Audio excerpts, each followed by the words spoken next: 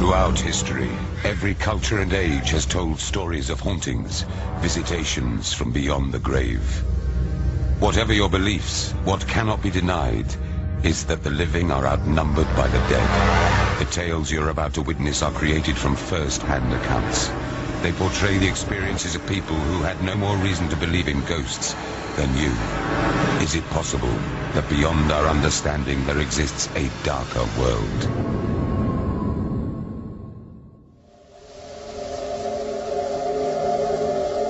The early hours of a summer night, 1999. Deep in the Sussex countryside stands Michelham Priory. Once the dwelling place of an order of monks, on a site that is over 700 years old.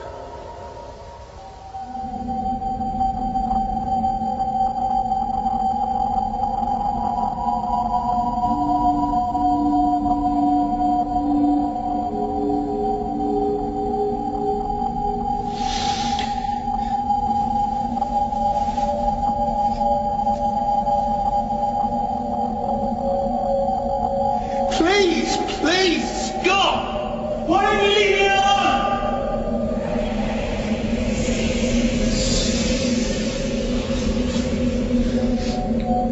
What dark events led this man to feeling under siege in his own home?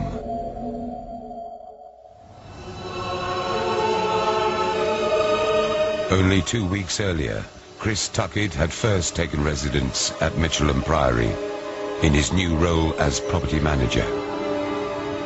For me, it was a big break. I've been on building sites for some years before I came here. It was an opportunity for me to get a career, a sustainable career, and I was really excited at the prospect of working in such a place as this. You're pretty much in awe of your surroundings. You literally walk through the gatehouse and you see it, and the majestic side of it is just fantastic. The views, the gardens. It just looked like an idealistic place to be, really.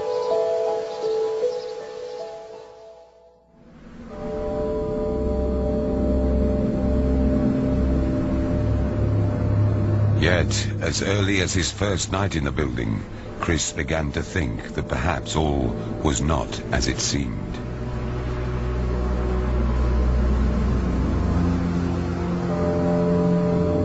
As the only resident in the Priory, he had to set a complex system of security alarms as he locked up for the night.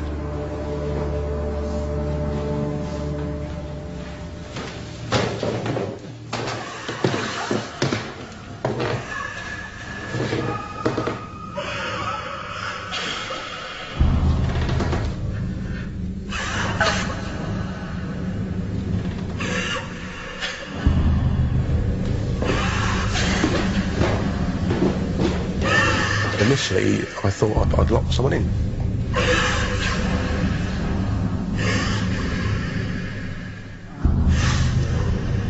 If a door opens, I know if anyone comes in the house. Once that alarm's been set, then I know anyone coming in.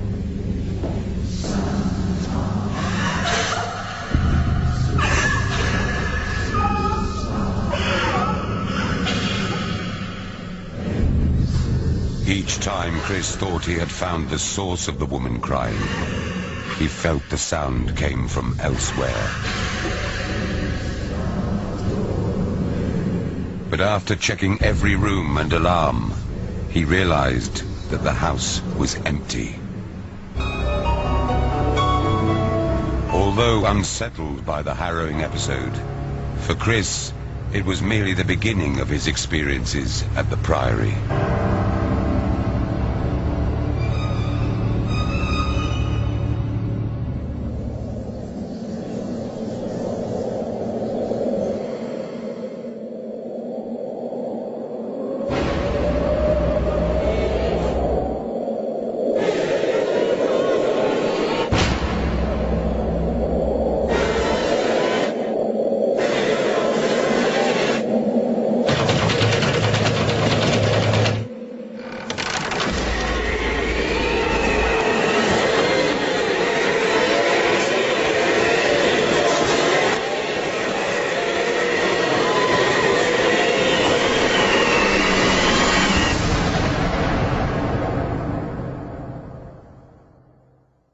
quickly as it came, it went. And it's not like it just stopped. It physically, you could hear it coming. It came into the room and it was gone again.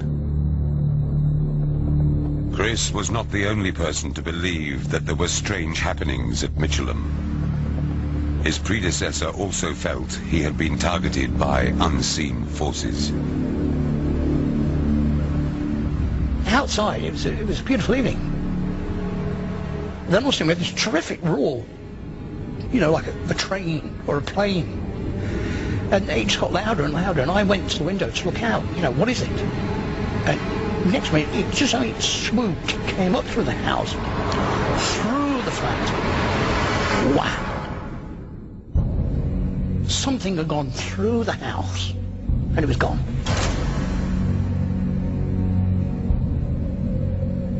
The house has always been in command.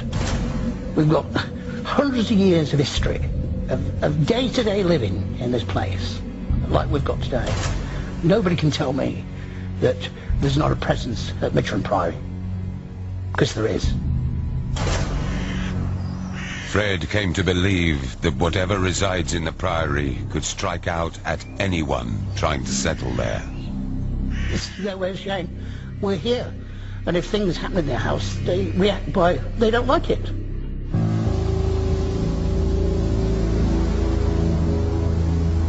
When I first moved in, the flat was unfurnished.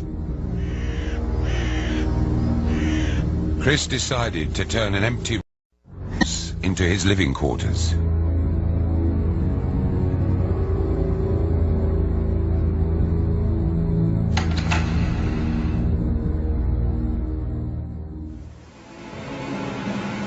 It was then that he felt that a presence was finally trying to drive him out.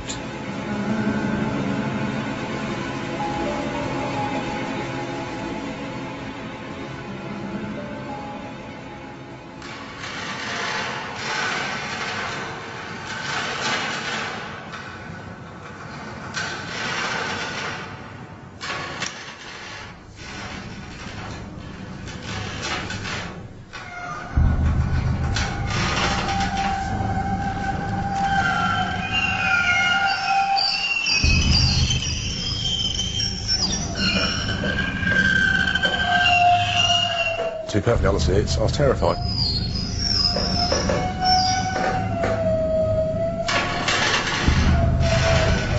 Once you've established that you are actually awake, and this is really happening, very, very quickly your mind is overwhelmed by fear.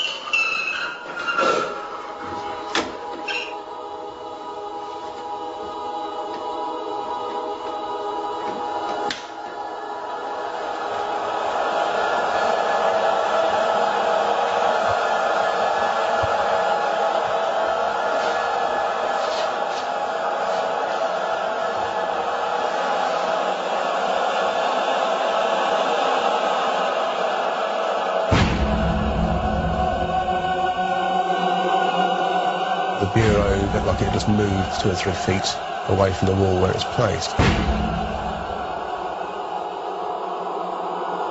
I still can't believe I found myself in that situation. It was pure hell.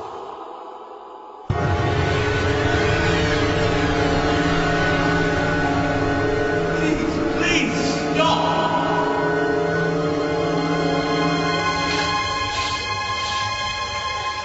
Why don't you leave me alone? It was the last call for me. I was desperate.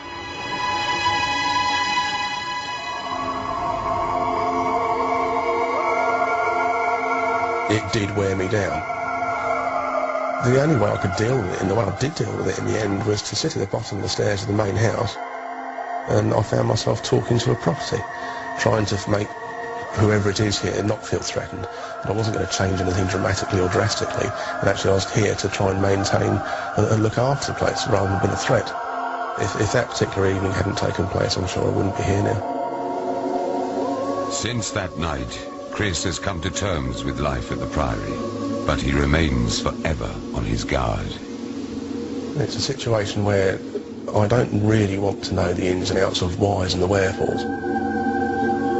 I'm here for a blink in time, and I'm just irrelevant in a scale of things, really, and I am here just for a blink. After all, it's their house, and I'm just a guest.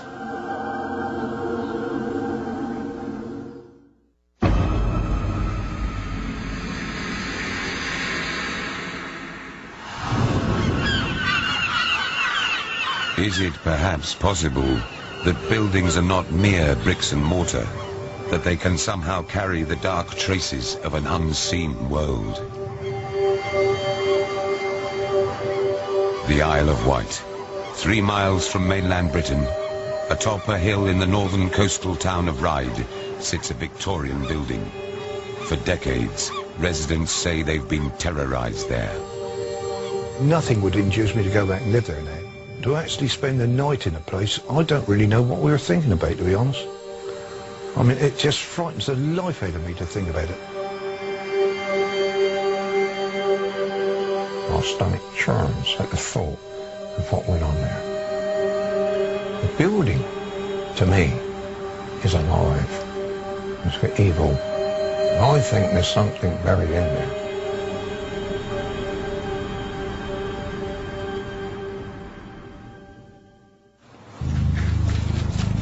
John and Margaret Oakley moved in to the top floor flat of the converted Victorian house, and at first, nothing suggested the events that would unfold. It was a gradual thing, to be quite honest.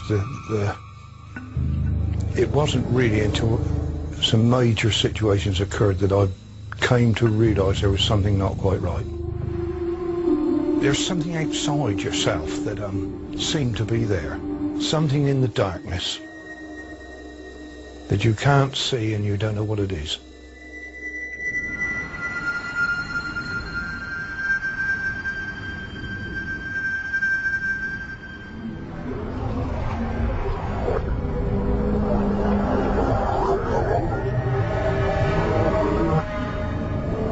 We were asleep in the bedroom about 2 o'clock in the morning.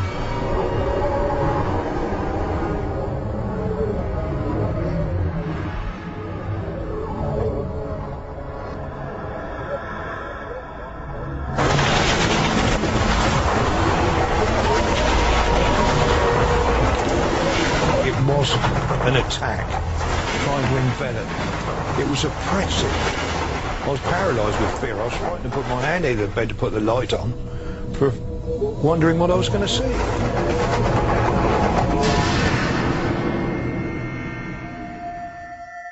It stopped immediately. You flooded the room with light. And it's even greater shock, really, to see that there wasn't anything there. Which was even worse.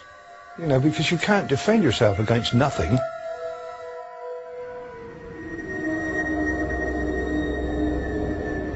After that, I searched that flat. I looked up the chimney, I looked behind everything, and I even went up in the roof, and I couldn't see a thing.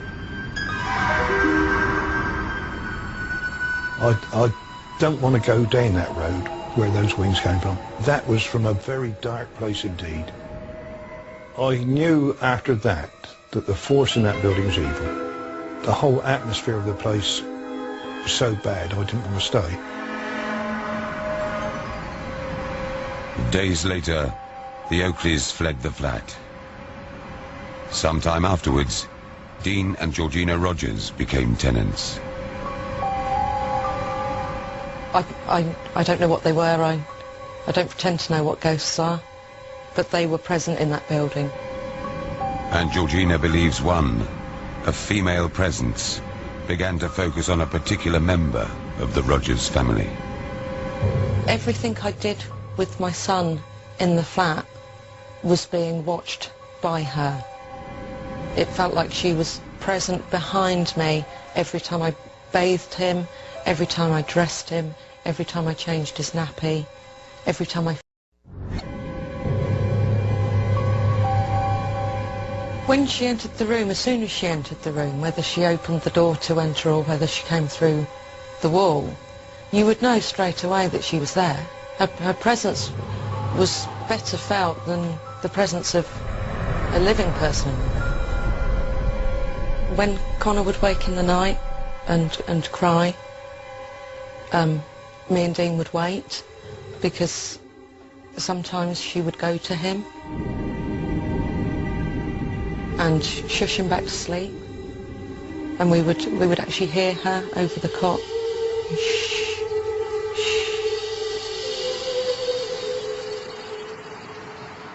Me and Connor were in the flat one day on our own.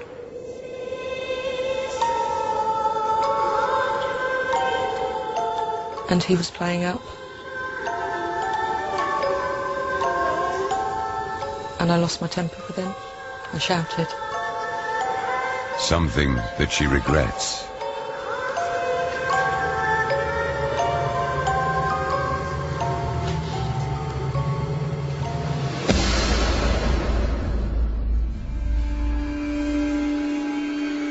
At that point I felt threatened and scared that she would have the power to do that. Nevertheless, Georgina felt something far worse lay elsewhere in the house. It seemed that the further you went down in the building, the more evil it felt. Ed Payne and his wife were the occupants of the ground floor flat. We thought that we were being looked at, not just on the outside, but inside. And it was a terrible, terrible feeling that someone was scrutinising you all the time, and you couldn't see it. And it was a real deep oppressiveness.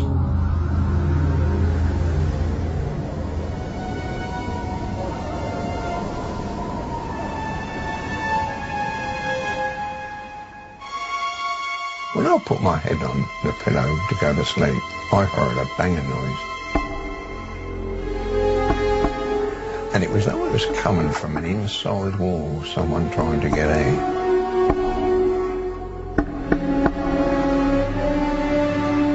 A couple of nights later, put our head down to go to sleep, and all of a sudden I heard a baby crying. And it was in our bedroom. And I got up from the bed and I walked to the wardrobe where I thought the noise was coming from. When I neared the wardrobe, the baby stopped crying. I had to open the wardrobe because I just had to find out. When I put my hand on the linen on the left-hand side, the linen was quite warm, as though a baby was lying on it. When I put my hand on the right-hand side, it was normally cold. I knew where the sounds were coming from. They were distinctive. Whatever was in there was, it's playing games with you.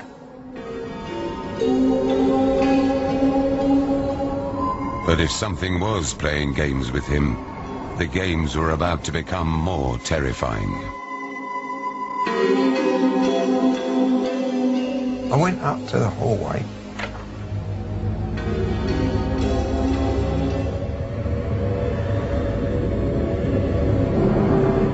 I saw a black mass. It was though you were being attacked, and I tell you what, I was scared. I was frightened out of my wits. It looked evil. Obviously, I couldn't tell my wife. I didn't want to alarm her. It was a few days after that my wife said to me, Ed, I've got something to tell you. She said, Ed, she said, I'm scared. I saw a black mass, just a few inches from the ground. It just looked evil.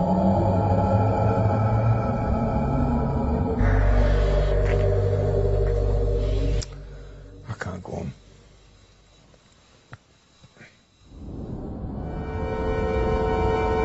I just can't say no more about it because I'm getting upset.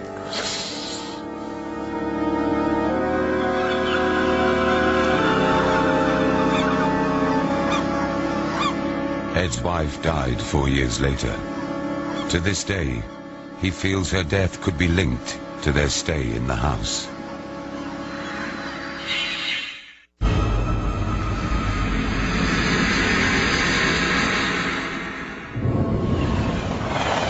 Stretching over 20,000 miles, through cityscapes and countryside to some of the most deserted and dark corners of the country, are Britain's railways.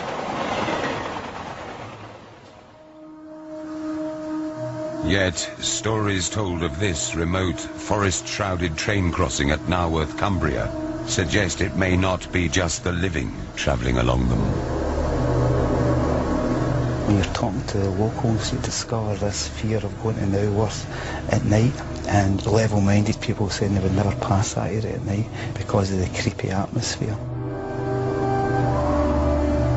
I'm not a soft guy. I've been on the railway coming up for 30 years. I've also done tours in Northern Ireland when I was in the army, and I wasn't scared. But working it now within that wood, I was terrified. For signalman Dennis Simpson, what began as a normal night shift was to change his life forever. We used to go to Naworth when the engineers were working on the line. Stationed in this signal box in the dead of night, Dennis would have to walk up the track and lower the barriers to let trains pass the crossing.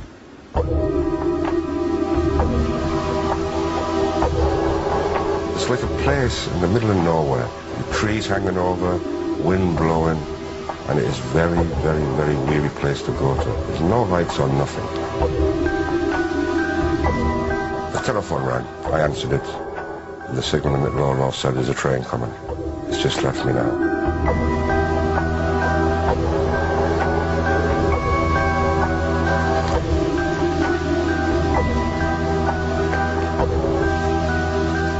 Silence and darkness, that's all it was. All of a sudden, just halfway up the track to the crossing,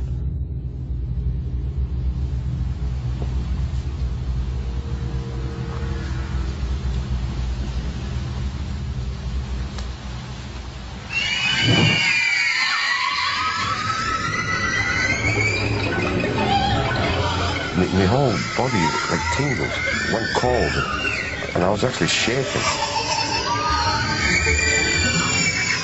The sound was children crying. The mother or father. I was scared, and it was a horrible, horrible sound.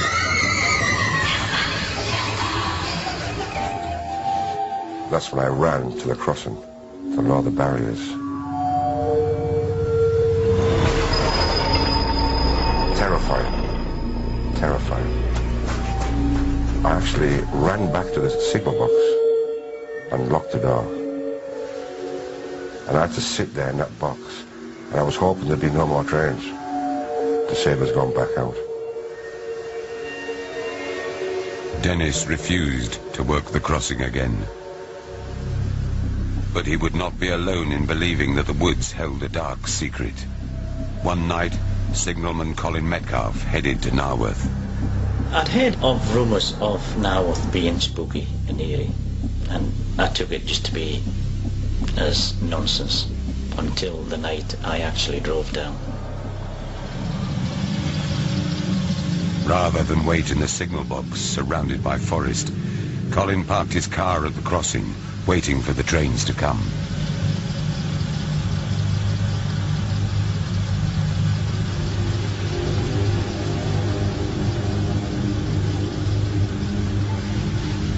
I noticed there was these lights kept appearing over on the wood, on the far side of the railway, and they were appearing and disappearing in a U-turn.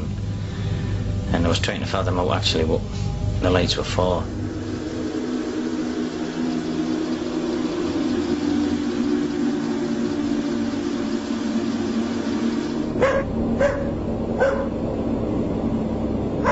I was wondering why it all of a sudden started barking.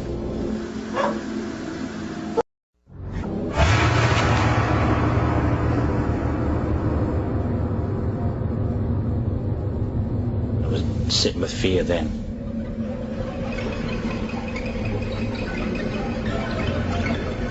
Then the figure spoke. "Could I have a light, please?" I looked for my lighter in the car.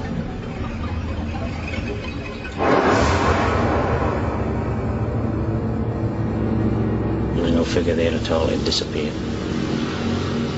I was absolutely petrified. Had no time to walk away from the car, walk to the woods, or walk in front of the car. No way. I know what I seen. There was a figure there, and then there wasn't a figure there. After alerting headquarters, Colin raced from Naworth. Still troubled by his experience and looking for answers, Dennis Simpson turned to local historian Robert French. It was August the 30th, 1926. It was at 1:18 in the afternoon. The weather was clear. Everything was perfect. There was a charabanc, which was the early form of transport, early form of buses, was going on a pleasure trip, and it had to pass by Naworth level crossing. A new signalman had taken job 7 days earlier, a Mr. Oliver. Yet, as the signalman opened the gate for the charabanc to cross the tracks, the trip turned to horror as a train sped towards it. The train was doing about 50 miles an hour when the collision occurred. The incident was of obviously horrendous nature when 8 local people died. Of the 8 killed, 4 members of the same family were among the dead. A Mrs. Campbell, her sister-in-law, and her 2 children. And one final chilling detail would offer no peace to Colin Metcalfe and Dennis Simpson. This is the wood where they laid the bodies, just down there. And it still haunts me till this day. I wouldn't like to go back again anyways. And I didn't go back from that night anyways. I totally refused to go back. I know there were 2 children crying and they were ghosts.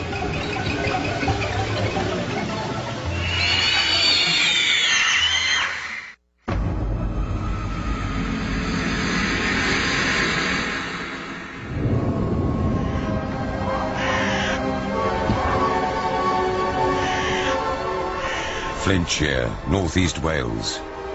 A land filled with dark and mysterious tales of spirits and hauntings finds perhaps its most chilling in the foreboding confines of a 17th century Jacobean mansion. Plas Teg. Plas Teg was originally built in 1610 by Sir John Trevor, and Plas Teg means fair house, fair mansion. But I think you could look at the house's history over the centuries, and it's got anything but a fair history. It's dark, it's gruesome, it's full of bloodthirsty deeds and sorrowful events. You have to remember that when Plas Teg was built, we're living in the age of witchcraft, and there was a great battle going on between the forces of Christian religion and the much darker, older pagan beliefs. It's noticeable in this house that Sir John Trevor, as far as we know, had a witch sign carved on the fireplace in the Great Hall. And this was designed to prevent evil spirits from coming in down the chimney. Now, looking at the history of the house, clearly it was one of those symbols that really didn't work.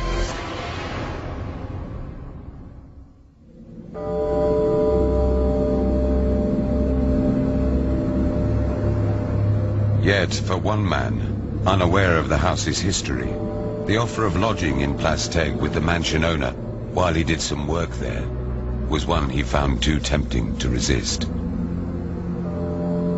Our family business at the time was accountancy, and we handled the books for Plasteg. Within a couple of days of moving in, I just woke up in the middle of the night.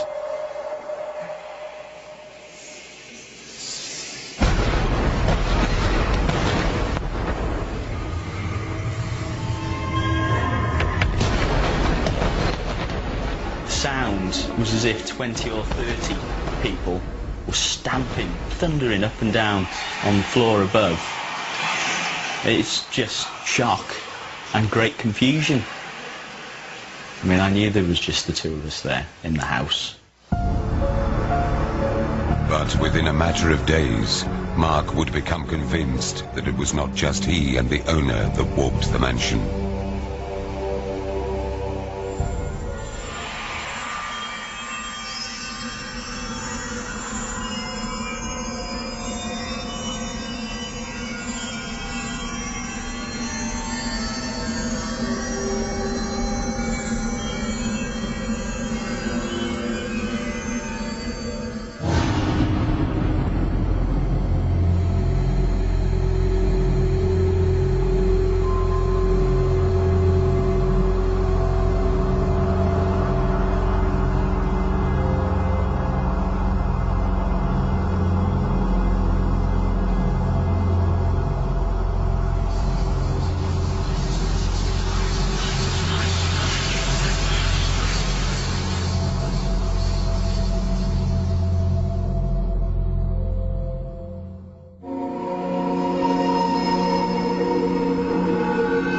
But now, it was not just Mark Ridgway who felt he was experiencing strange events.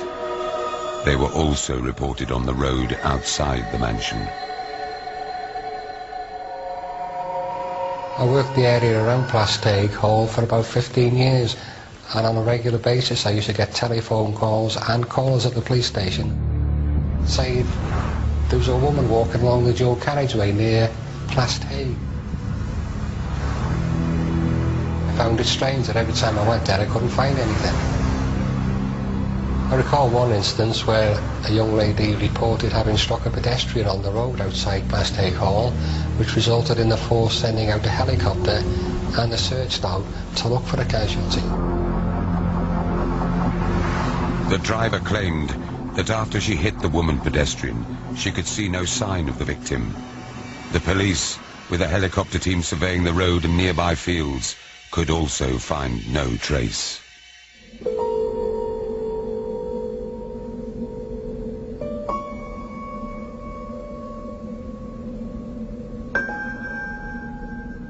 Mark Ridgway was facing his last night in Plasteg.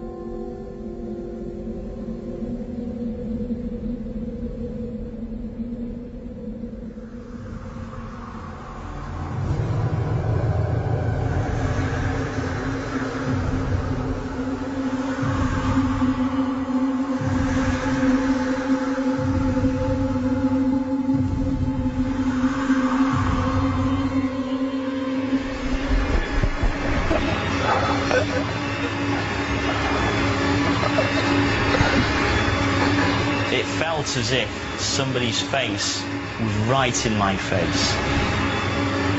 It was there.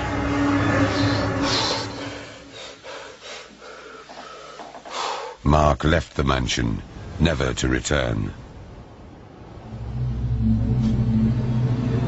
But there were still reports of strange happenings on the road outside Plasteg. A number of cars had crashed coming off the dual carriageway, with no other vehicles involved. It was about 10:30. I was on my way to Wrexham to meet a friend, and as I was driving,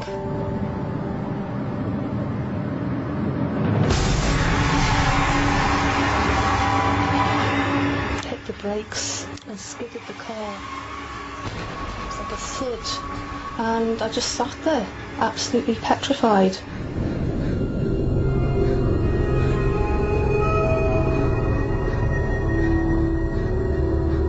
Half of me wanted to get out and look, but the other half of me, I just remember having my hands on the steering wheel and my knuckles were white. It's just an awful feeling to think that you killed somebody.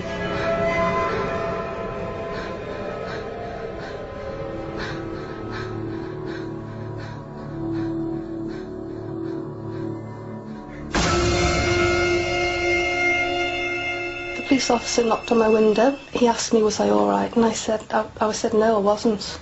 You know, I said, I think I've hit somebody, a girl, and could you go and look for me? The police officer came back and he said there's no one there. I just thought, well, there's got to be. Well, there's got to be somebody there. I didn't think they believed me, actually, that I'd actually seen somebody until I described what the lady looked like. And he said, well, haven't you heard? What? About the ghost? Could Plasteg's dark history hold the key to the sightings on the nearby road? So John Trevor had a daughter, Dorothy, and as was common then, rich families would try to marry into rich families. They had somebody lined up, a sort of nobleman with a good estate in Cheshire. Yet Dorothy did not agree with her father's plans for marriage and plotted to run away with her true love, a local farmer's son. Now, a week before they eloped, Dorothy took some family jewels and hid them in the well nearby to the house. Dorothy and her lover arranged to make their escape under the cover of night. But first, she walked alone to retrieve the hidden jewellery that would fund their future happiness. She made her way to the well in the dark, and because she obviously couldn't show a light in case someone saw where she was going, she couldn't find the hiding place. And in her panic to find them, slipped and fell down the well. As Dorothy lay in darkness, her distraught lover thought that he had been jilted. The farmer's son hung himself from the tree where they'd arranged to meet, and barely 2 days later, Dorothy's body was finally recovered from the well, where she died.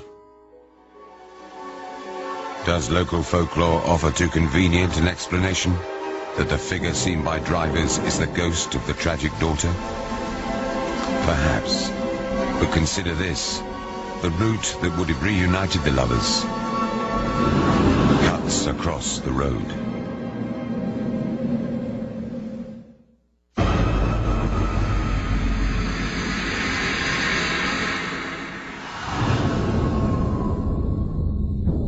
Mid-19th century Britain, Swindon Railway Works, where thousands of men would risk their lives in brutal and dangerous conditions, toiling to build transport for a new age.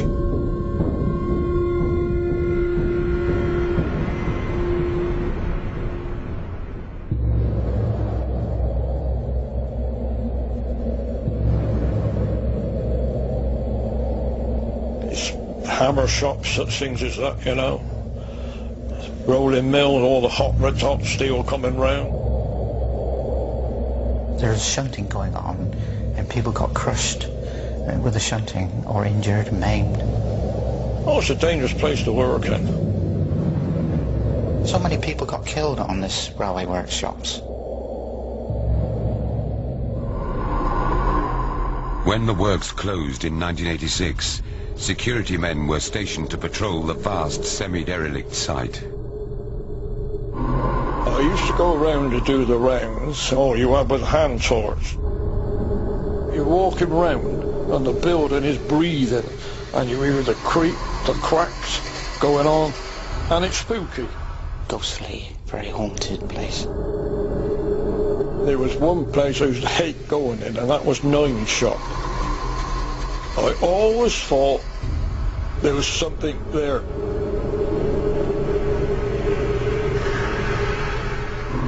And the guards soon began to feel that they were not alone.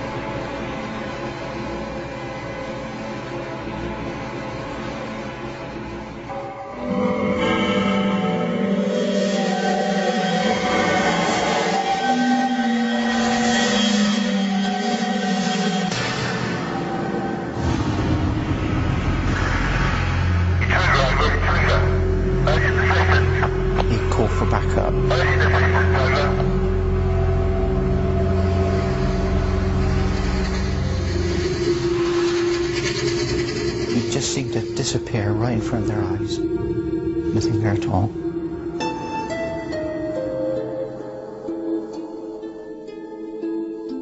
They more or less broke down in fear.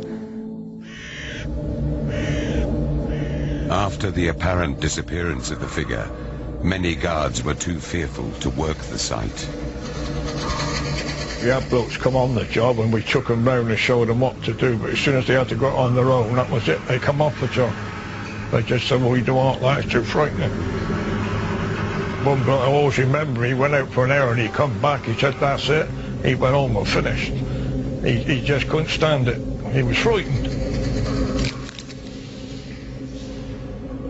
But one night watchman who remained believes he came face to face with the figure they say haunts the works.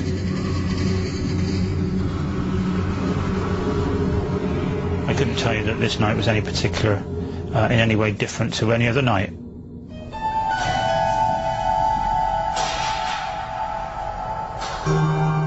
Until, until it kind of all happened.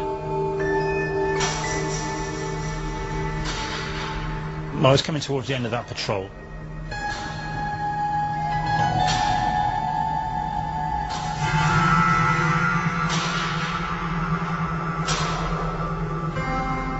And as he was coming down the stairwell, I caught a movement out of the corner of my eye. He saw a figure.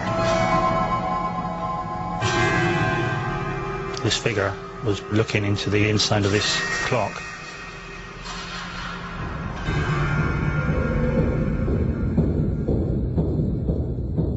And he challenged him. And as he did so,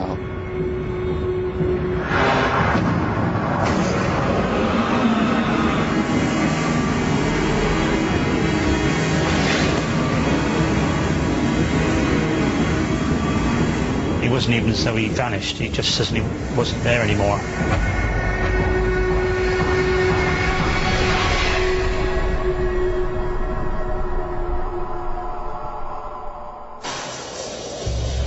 Is it possible the figure could have been a ghostly echo of the railway works past? It is certain that the clock was one that Great Western Railway trains set their timetable to, and over the years it would have been the duty of various workers to make sure the clocks were in working order. The way Steve described him, he was a man that used to look out at these two big master timepieces we had in the works. There's no other explanation. Nobody could have got in there because the doors were locked both sides.